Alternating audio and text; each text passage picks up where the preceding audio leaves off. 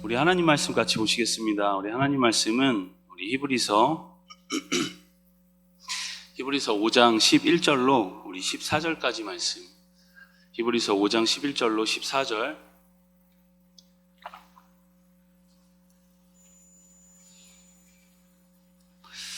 우리 함께 합독하시겠습니다. 히브리서 357쪽. 우리 함께 읽겠습니다.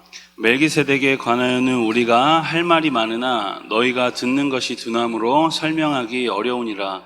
때가 오래되었으므로 너희가 마땅히 선생이 되었을 터인데 너희가 다시 하나님의 말씀의 초보에 대하여 누구에게서 가르침을 받아야 할 처지이니 단단한 음식은 못 먹고 젖이나 먹어야 할 자가 되었도다.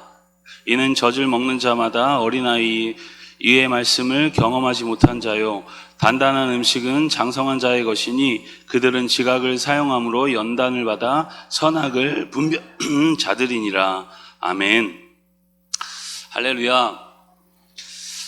오늘은 이제 히브리서 5장의 이제 마지막입니다. 오늘은 자라나는 성도라는 제목이고 여기 계신 분들은 이미 다 잘하신 것 같아가지고 네, 우리 조금 젊은 세대나 또 신앙이 막 시작하는 우리 성도들에게 어울리는 말씀 같지만 사실 우리에게 다 필요한 오늘 말씀이다. 우리가 죽을 때까지 자라나야 하기 때문에 오늘 우리에게도 귀한 말씀이 될 줄 믿습니다. 여러분 히브리서 이 전체를 보면 크게 볼 때 이 다섯 번의 구체적인 경고성 메시지가 있는데 오늘 말씀이 이제 그 중에 하나입니다. 5장 11절부터 시작해서 이 6장에 쭉 이어지면서 경고가 이어지는데 그 경고의 제목이 뭐냐? 장성하라, 자라나라, 그런 말씀입니다. 자라고 성장하라는 것이죠. 여러분 성장과 이 성숙은 이 그리스도인에게 있어서 이 당연한 것입니다. 자라나지 않는 것은 당연한 것이 아니라 분명 우리가 자라나야 한다는 것을 분명히 오늘 말씀이 이야기하고 있죠. 그래서 여러분 성경 전체는 오늘 말씀뿐만 아니라 성장과 성숙에 대해서 많이 이야기합니다. 고린도전서 14장 20절에 보면 형제들아 지혜에는 아이가 되지 말고 악에는 어린아이가 되라. 지혜에는 장성한 사람이 되라. 그렇게 이야기를 합니다. 자라나라, 그 이야기를 하는 것이죠. 여러분 영적으로 인격적으로 계속 우리 신앙생활은 자라나야 합니다. 우리 에베소서 4장 13절 말씀 우리 화면으로 같이 함께 보시겠습니다. 우리가 다 하나님의 아들을 믿는 것과 아는 일에 하나가 되어 온전한 사람을 이루어 그리스도의 장성한 분량이 충만한 데까지 이르리니. 뭐라고 하죠? 온전한 사람을 아는 것과 믿는 것이 하나가 되어서 온전한 사람을 이루고 장성한 분량이 충만한 데까지 이르라. 쉽게 말해서 자라나라, 장성해라, 그 말을 하는 것이죠. 여러분 성경 여러 곳에서 우리가 자라고 장성해야 한다고 계속 이야기를 합니다. 여러분 어린아이가 이 자라지 않고 1년이 되어도 그대로, 그리고 2년이 되도록 아이 모습을 그대로 유지하고 있다면 아마 부모님에게 이것보다 더 큰 근심과 걱정과 실망과 괴로움이 없겠죠. 아이는 여러분 자라나야 합니다. 마찬가지죠. 여러분 신앙생활도 계속 자라나야 합니다. 그런데 여러분 이 중요한 거는 올해가 작년보다 더 어쨌든 자라나야 하고 뭔가 어제보다 오늘은 더 많은 진리를 소유하면서 우리가 뭔가 성숙하고 성장을 해야 된다는 것이죠. 아이에 머무르지 말고 계속 자라나야 한다라는 것을 이야기합니다. 그런데 여러분 우리가 중요한 건 그냥 자라나는 것이 아니라 이 균형 있게 자라나야 합니다. 우리가 팔만 자라거나 아니면 한쪽 다리만 자라거나 이러면 안 되겠죠. 몸 전체가 균형 있게 자라나야 합니다. 우리 베드로후서 1장 5절에서 7절 말씀도 우리 같이 화면으로 함께 보시겠습니다. 그러므로 너희가 힘써 너희 믿음의 덕의 지식을, 지식의 절제를, 절제의 인내를, 인내의 경건을, 경건의 형제우애를, 형제우애에 사랑을 더하라. 지금 뭐라고 이야기하죠? 베드로 사도가 믿음의 덕의 지식을, 지식의 절제, 절제의 인내, 인내의 경건, 형제우애에 사랑을 더하라. 그렇게 이야기를 합니다. 단계적으로 이제 자라나라는 것이죠.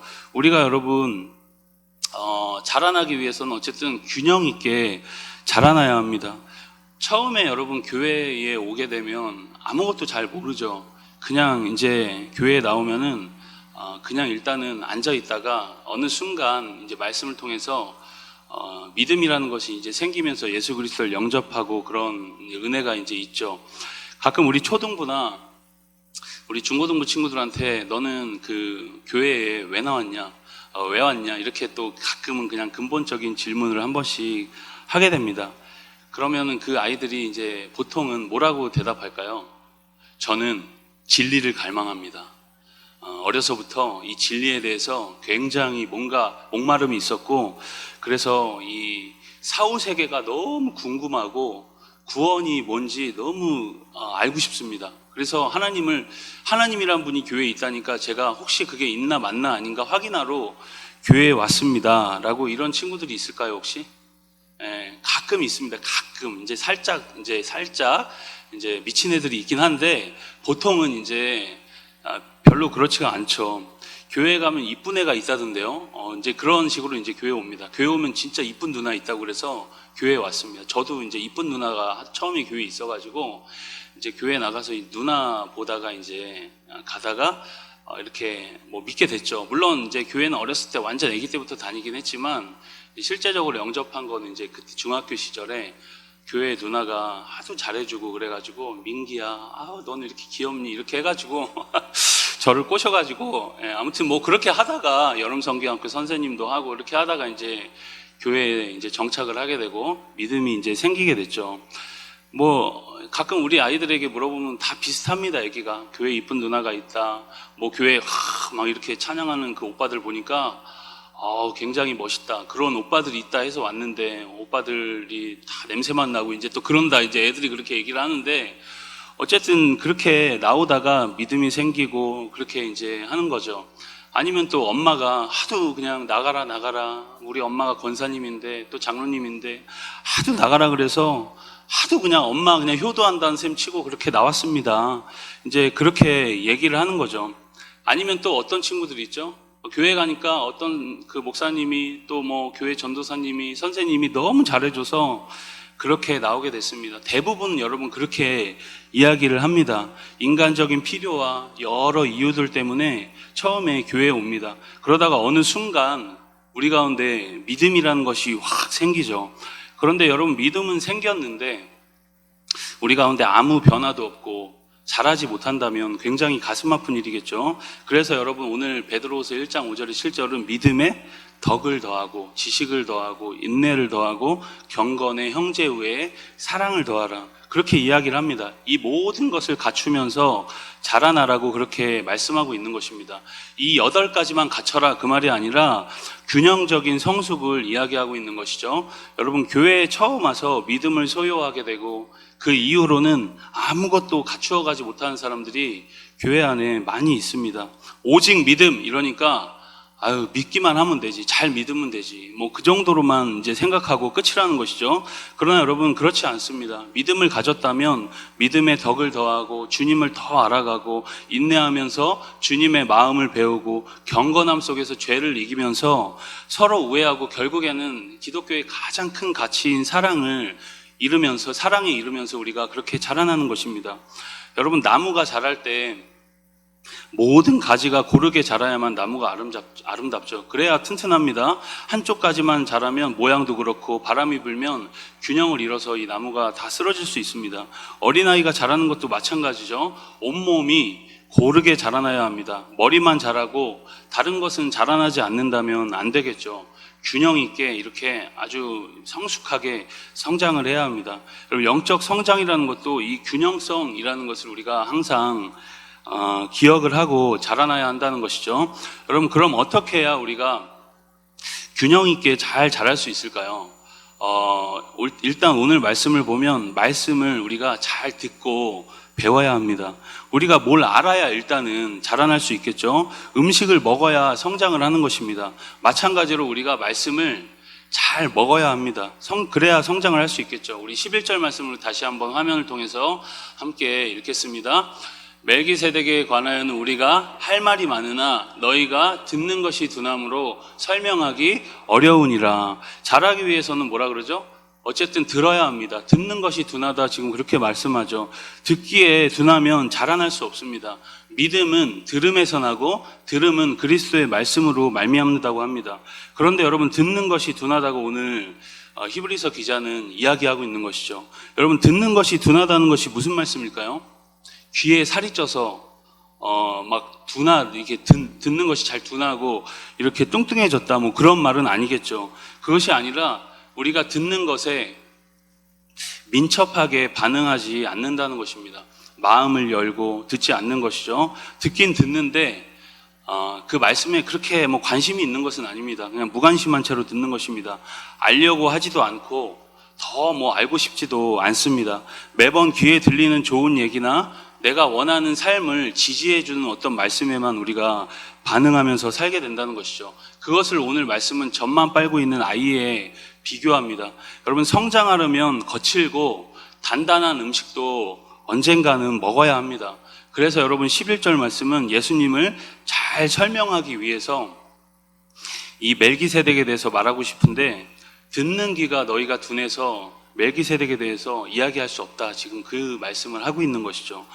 여러분, 멜기세덱은 우리가 그 창세기 말씀에 보면 14장에 딱 한 번 이 멜기세덱이 한 번 나옵니다. 아브라함이 전쟁 마치고 이제 11조를 바쳤던 왕이 바로 이 멜기세덱 왕이었죠. 히브리서 7장에 가면 이 멜기세덱에 대해서 더 자세히 소개합니다. 살렘의 왕이라고 소개하고 있죠. 우리 7장 3절 같이 함께 읽겠습니다. 아버지도 없고 어머니도 없고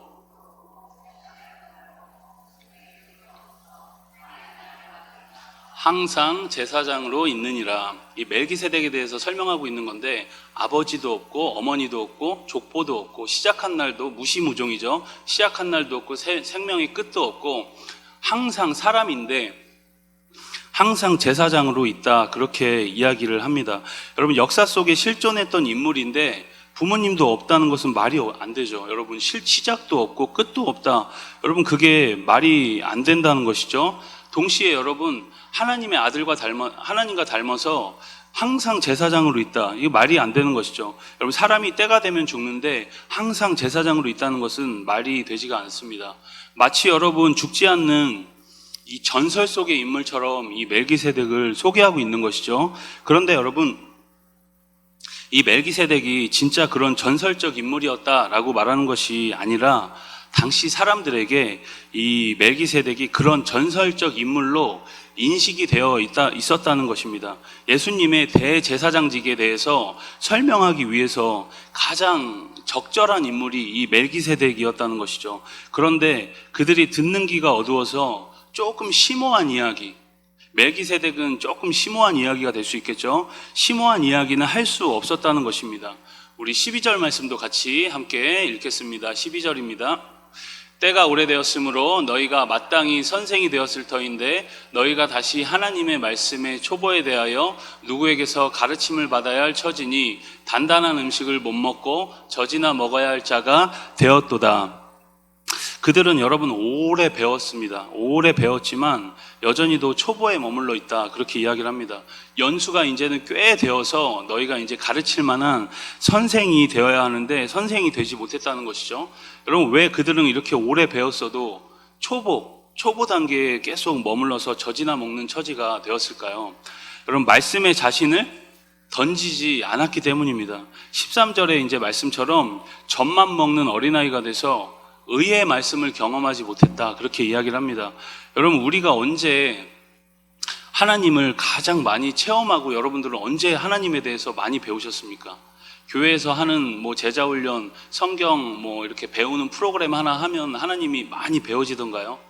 언제 여러분 하나님에 대해서 많이 배워지고 하나님이 어떤 분이신지 하나님의 인격에 대해서 체험하고 배워집니까? 여러분, 우리가 물론 공부도 하고 성경 공부도 하고 뭐 배워야 되지만 정말 중요한 것은 여러분, 그 의의 말씀을 우리가 경험하기 위해서 하나님 말씀에 많이 우리의 삶을 걸고 애쓰면서 그 말씀에 순종하고 그렇게 하면서 막 좌충우돌하면서 살아갈 때 하나님을 많이 체험하고 알게 되었습니다. 그때 우리가 많이 성장했죠. 여러분, 하나님을 알아야 성장합니다. 근데 하나님을 아는 것은 단단한 음식을 많이 먹어야, 단단한 음식도 먹어야 우리가 풍성하게 알아진다는 것이죠. 우리가 듣기 좋은 말씀만 듣고 자신이 필요한 말씀만 받아서는 우리가 건강하게 자랄 수 없습니다. 그런데 여러분, 단단한 음식이 들어오면 우리가 계속 그냥 뱉어내는 것이죠. 이건 내 분량이 아니야, 내가 이 말씀을 소화할 수가 없어, 이러면서 다 뱉어냅니다. 우리가 이런 자세로는 의의 말씀을 절대 경험하지 못한다는 것입니다. 본질에 접근하지 못한다는 것이죠. 하나님을 알긴 아는데 우리 삶에 그다지 하나님이라는 분이 큰 영향력을 발휘하지는 못하기 때문에 우리가 자라날 수 없다는 것입니다. 우리가 여러분 성장하기 위해서는 그래서 단단한 음식도 먹어야 합니다. 일단 우리가 모든 말씀을 다 배워야 합니다. 그렇죠? 여러분, 그리고 내 수준으로 할 수 있는 일들에만 우리의 삶을 맡기는 것이 아니라 우리가 할 수 없는 일에도 하나님이 말씀에 순종하면서 나아가는 것입니다. 모든 말씀에 우리가 순종하기를 힘쓰는 것이죠. 그래서 우리가 특정 구절만 딱 붙잡고 묵상하는 큐티도 때로는 중요하지만 통독, 성경 통독은 훨씬 더 중요하다고 저는 생각합니다. 모든 성경을 읽고 그 의미를 그 안에서 발견하는 것이죠. 죄에 대해서도 듣고, 때로는 하나님 앞에 종아리를 맞는 것 같은 그런 따끔함도 경험하고, 때로는 하나님 앞에서 굉장히 큰 위로와 소망을 받는 그런 말씀도 우리가 다 경험하고, 그 모든 것에 우리의 삶을 드리는 것입니다. 그리고 여러분, 모든 성경을 읽고 그 안에서 우리가 삶의 의미를 발견하는 것이죠. 여러분, 중세시대의 성경은 우리가 많이 들었겠지만 사제들만 읽고 성도들은 듣기만 했습니다. 근데 더 심각한 것은 이해하지도 못하는 라틴어로 설교를 다 했던 것이죠. 그런데 여러분, 마르틴 루터라는 사람이 종교개혁을 하면서 성경을 자국어로 번역하고 교회마다 모국어로 번역해서 이 성경을 읽게 했습니다. 여러분, 우리가 성경을 읽고 또 성경을 이해하도록 도와주는 책들을 읽고 주일날 들은 말씀을 우리가 한 주 내내 묵상하고 그 말씀들을 순종하면서 그런 가운데 우리가 하나님을 점점 체험하고 알아가고, 그러면서 우리가 자라나는 것이죠. 여러분, 삶의 여러 순간에서 우리가 취해야 할 태도들을 성경을 통해서 우리 삶을 이 매뉴얼화 딱 해서 우리가 규모 있게 살아가야 합니다. 그런데 그게 잘 안 되죠. 이럴 땐 어떻게 하고 저럴 땐 어떻게 하고, 우리가 나름대로 성경을 통해서 나름 매뉴얼화 되어 있지만 우리가 계속 쓰러지고 실패하고 잘 되지가 않습니다. 그렇기 때문에 우리가 계속 반복하고 또 실수하고 넘어지고 반복하면서 우리가 신앙의 훈련을 하면서 계속 자라나는 것이죠. 여러분, 그 교회에서 우리가 아까도 얘기했듯이 제자 훈련 한번 했다고 우리가 제자가 되는 것이 아니라 스스로 하나님과 1대1로 하나님과의 그 인격적 교제 속에서 배워나가는 것입니다. 성경은 이야기하죠. 여러분, 슬플 때는 기도하고 기쁠 때는 찬송하라, 그렇게 이야기합니다. 그럼 그렇게 우리가 믿고 그 말씀이 우리 가운데 레마의 말씀으로 부딪혔다면 그렇게 반복을 하는 것이죠. 내 성품하고 내 그동안 습관하고 잘 안 맞아도 그렇게 해야 합니다. 슬플 때는 불평하고 기쁠 때는 뭔가 들떠서 막 그냥 정신없이 살아가는 게 우리하고 원래는 잘 맞습니다. 그런데 그 일에 순종하면서, 그 말씀에 순종하면서 그 말씀에 담긴 뜻을 우리가 순종할 때 하나님의 인격과 하나님의 뜻을 배워가는 것입니다. 여러분, 이러한 것이 단단한 음식을 먹는다는 것이죠. 여러분, 이렇게 반복하다 보면 어느 순간 우리가 성장하고 자라납니다. 우리 마지막으로 14절 말씀도 같이 함께 보시겠습니다. 14절입니다. 단단한 음식은 장성한 자의 것이니 그들은 지각을 사용함으로 연단을 받아 선악을 분별하는 자들이니라. 여러분, 단단한 음식을 먹을 수 있는 사람들은 어떤 사람들이죠? 연단을 받아서 이제 지각을 사용할 수 있는 사람입니다. 일단 여러분, 장성한 사람이죠. 여러분, 일단 지각을 사용해야 장성한 사람입니다. 영적인 분별력이 생긴다는 것이죠. 전에는 해야 돼 말아야 돼 이랬던 것들이 이제는 분별이 됩니다. 사람들이 저에게 많이 묻는 질문이 있습니다. 술을 먹어야 됩니까? 먹어야 됩니까는 아니지만 먹어도 됩니까? 먹으면 안 됩니까? 여러분, 이렇게 묻는 분들이 많으세요. 여러분들은 어떻게 생각하십니까? 다 드셔서 우리 잘 얘기를 못 하시겠죠? 어떠세요? 술을 먹으면 됩니까? 안 됩니까? 정답을 여러분들이 알고 계시죠? 그렇죠? 어느 정도 정답을 가지고 계시죠? 근데 청년들이 특히 많이 물어보더라고요. 술 먹으면 돼요? 안 돼요? 자꾸 물어보는데 먹고 싶으면 먹어라. 왜 자꾸 나한테 묻냐? 먹고 싶으면 먹고 네가 알아서 좀 이렇게 신앙생활 해라. 왜 묻고서 왜 나한테 확인받으려고 그러냐? 이제 그렇게 얘기를 하는데, 여러분 술을 먹으면 되냐 안 되냐? 여러분 지각을 장성한 사람들은 이제 분별력이 생겨서 먹으면 되는지 안 되는지 본인이 잘 압니다. 그래서 분별력을 통해서 안 먹는 게 좋다라는 결론을 어느 정도 갖고 있죠. 이것이 뭐 먹으면 되냐 안 되냐 율법적으로 접근하는 것이 아니라 하나님께 영광이 되느냐 되지 않느냐를 이제 생각을 하면서 분별하는 것입니다. 여러분 어쨌든 이렇게 우리가 연단을 받아서 선악을 분별하는 사람들이 된다는 것이죠. 여러분 계속 말씀에 순종하면서 훈련을 통해 분별력을 키워나가야 우리가 규모 있게 살아갈 수 있습니다. 여러분 오늘 말씀을 우리가 잘 듣고 순종하면서 장성한 분량에 이르는 은혜가 있기를 축복합니다. 여러분 어린아이에 머무르는 것은 하나님께 근심이 됩니다. 첫사랑을 저는 회복하고 싶어요. 그래서 자꾸 그 어린아이, 첫사랑의 처음 마음으로만 자꾸 돌아가려고 하는 것은 하나님을 또 속이는 거죠. 우리가 첫사랑을 이제 회복하되 우리가 또 계속 자라나야 합니다. 여러분 우리가 이 밤에 더 자라나길 간절히 원합니다. 여러분 하나님께 기도하면서 더욱더 성장하는 우리 거룩한 밤이 되기를 주님의 이름으로 간절히 축원드립니다.